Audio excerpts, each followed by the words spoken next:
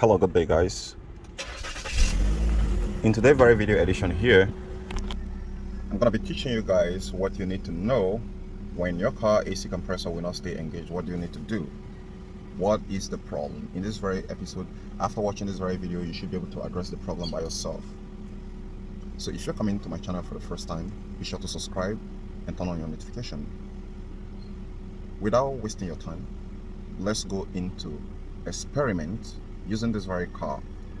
Let me create this situation and tell you exactly what you need to know when your car AC compressor clutch will not stay.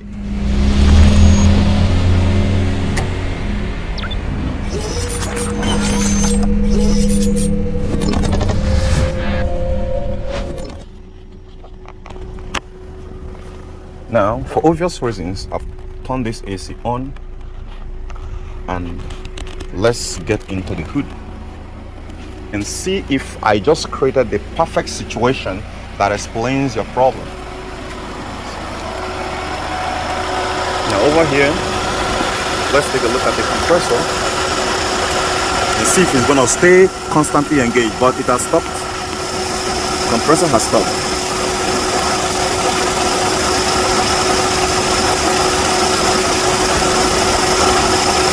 And it started again. Maybe it's a lock. Maybe this is not maybe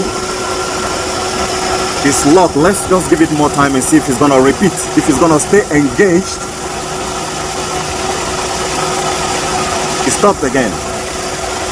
Okay, let's time it this time and see if it's gonna do just about the same time that it happens the other time again. Okay, here we go. So it keeps happening. It's not constantly engaged. It engaged, then it will cut off. It engaged, then it will cut off.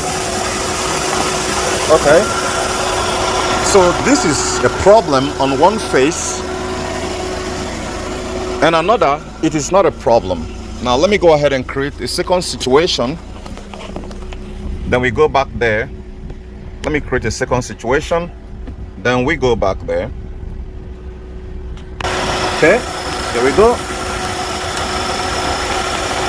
Now let's see if the compressor will stay engaged this time.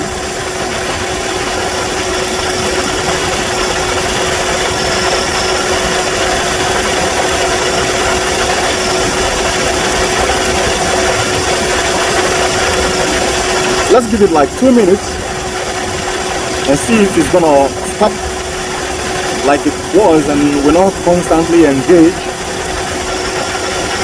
Then I will explain to you guys what you need to know. It looks like the compressor is not stopping like it was stopping the other time. By this time, at the first time, it was actually stopping. So what is going on? Let's allow it to reach up to 4 minutes on this time, on this video, and see if the compressor is gonna stop.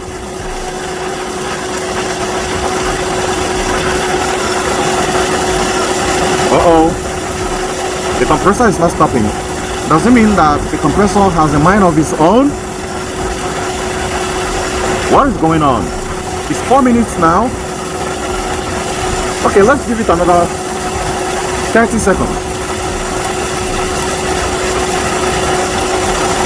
So by 4 minutes, 30 seconds, if the compressor did not stop, then we go into the vehicle. I will tell you what you need to know, or even outside the vehicle. Okay, this is 4 minutes, 32 seconds, and the compressor did not stop. Now here we are, back in the car. What really happened? What is the problem? Why does in the first phase the compressor is not constantly engaging?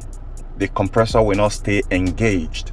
However, on the second phase, the compressor stayed engaged. What really happened? Now let me explain to you guys. I've been in this very field here for more than 10 years. So And over my 10 years of fixing different car make and model, I've gotten a lot of different experience.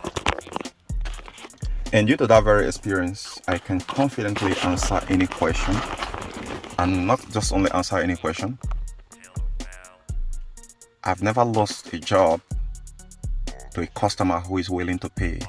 Any paying customer that comes to my garage, regardless of the car make and model, I've fixed their car AC and I've given them a very good warranty, which most often times, some of them will not come back to my garage in 2 years' time. This is not a joke, guys. What I'm trying to say in that extent is, I didn't do all this by luck. I know in and out of the car AC systems more than I know my own body systems, because I've devoted a serious time, effort, resources into it, experiment, into hacking, knowing different things and how to, when I want a different result, I know exactly what to do. Now back to why is the car AC compressor clutch not constantly engaged? There are 3 situations. The first situation is the problem which you created by yourself, and that can come from here. Now let me say this: you can kill your car AC system from here, and you can save your car AC system from here. You can improve your car's AC system efficiency from here, from these 3 knobs or 4 knobs, depend on the car make and model, depend on the configurations. You can shorten the lifespan of your compressor from here. You can prolong the life of your compressor, AC compressor and AC system working component from here. It starts from here, but it doesn't end here. It starts from here, then it starts going into different parts: the blower model, the compressor, and host of them. Now there are different factors that can actually cause this very problem. I'm gonna explain the simplest one last. Sorry, the difficult ones last. The first one here, the first situation which I created is, this is the first situation which I created, and I've taught this in another video exclusively, the mistakes, do's and don'ts, which most of you are not getting correctly in your car AC system. Most times some of my customers have come with their car AC system and say the AC is not working, and they said one side is blowing cold and the other side is not blowing cold. After topping refrigerant, the problem still remains the same. Now I know what you think. Because I said they have added a refrigerant, you are now looking at somewhere else. Yes, it can be a bad evaporator, it can be bad expansion valve, it can be bad AC compressor. Any of those factors can actually cause it. And it can be from the settings here also, inevitably. Now, what I'm trying to pass out to you guys here is the first settings which I gave it that makes the compressor not to be constantly engaged, which I say the problem can be from you, is from the settings here. So if I'll permit the systems to give just less air to create a poor airflow across the evaporator core, I'm giving the compressor chance to breathe and giving it time to recycle, and the compressor clutch will not constantly engaged. You get that, right?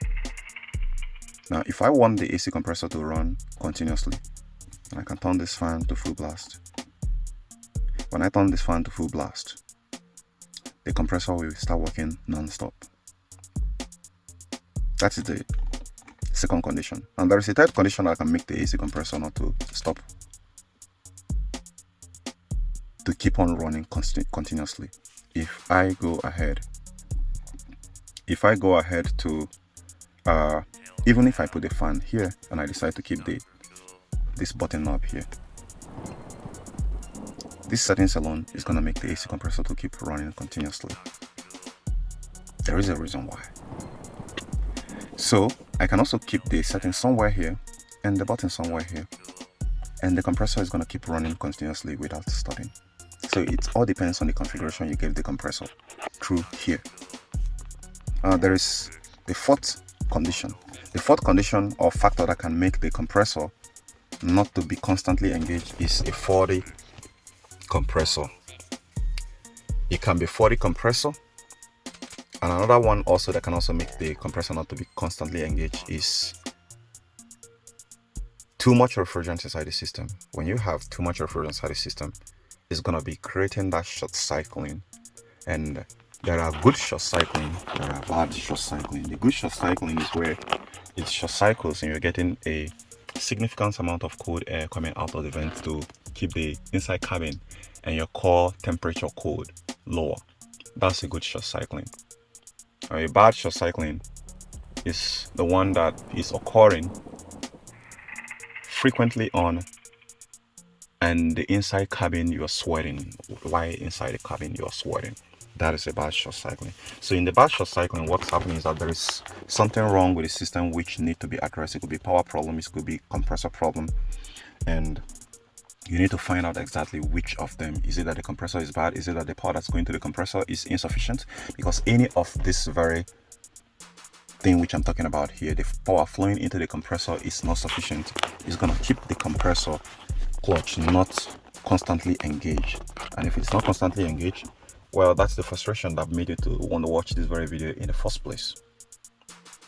So you need to check if the power going to the compressor is up to specified range, like is it up to 13 volts, is it up to 12 volts? If it's getting up to 8 volts or 10 volts there, well, there's going to be a problem. The worst case scenario is not even just that the compressor is not going to be engaged, the clutch is not going to be constantly engaged. The clutch will soon burn. The clutch will burn out. When it burn out, you're going to be going to come yourself financially to go and replace it. And if you didn't solve the problem again, that one is going to burn out. Now, there is another factor again that can also create this same mess. However, you have the right air, you have the right power going to the flowing into the compressor. The settings is okay, the refrigerant level is okay, but something is wrong. Let's say you just finished servicing the compressor, you just finished doing trying to replace some parts, and it started happening. There is something some people call air gap in the compressor. I don't know if you call it air gap. Air gap in compressor is a terrible thing. Air gap in the compressor can make the compressor not to stay engaged, and that can also ruin the compressor clutch system. And when you ruin the compressor clutch system, so you're going to be shopping for another compressor clutch system for your compressor, and you need to get that air gap correctly gapped. So those are the reasons why the AC compressor clutch will not stay engaged. Now the last one, which I saved for the best, is a defective evaporator. A defective evaporator or a defective thermistor. A defective evaporator and a defective thermistor can create a compressor not constantly on. So in this case, you want to go ahead and scan your car and see if the thermistor is bad. This can vary by car make and model. Did I say that's going to be the last one? That's not the last one. For different car make, have a different situation. Let's say you're dealing with Toyota, newer model from 2010 Lexus, 2011 Toyota, 211 upward. It's a different ballgame entirely, which can be completely different from what I'm saying right now, and can be within what I just said, what I just taught you. And in the case of 211 Toyota or 210 Lexus, it can be what the Toyota described as flow sensor. The flow sensor can create such a messy situation where the compressor clutch will not stay engaged. And where you're going to be seeing that this is not a guesswork, is V6 engines that are equipped with their 2GR engine or V6 engine, 2GR FE engines. The compressor which are equipped with those very AC system, they have clutch. But if it's the 1ZZ or 1Z waiting 1ZR FRE or whatsoever, the 4-cylinder engines, those ones have no clutch. So you're not going to be seeing this, you're not going to be noticing when the compressor engaged or not, because the clutch is going to be constantly engaged because there is no detachable clutch. So guys, I hope you guys find this very helpful. Then I said about last, there's always going to be a last one. If you find this very boring, then you don't know the reason why you're here, you should go and take your car to a mechanic to fix it and pay them handsomely to fix it. If you are needing any further information,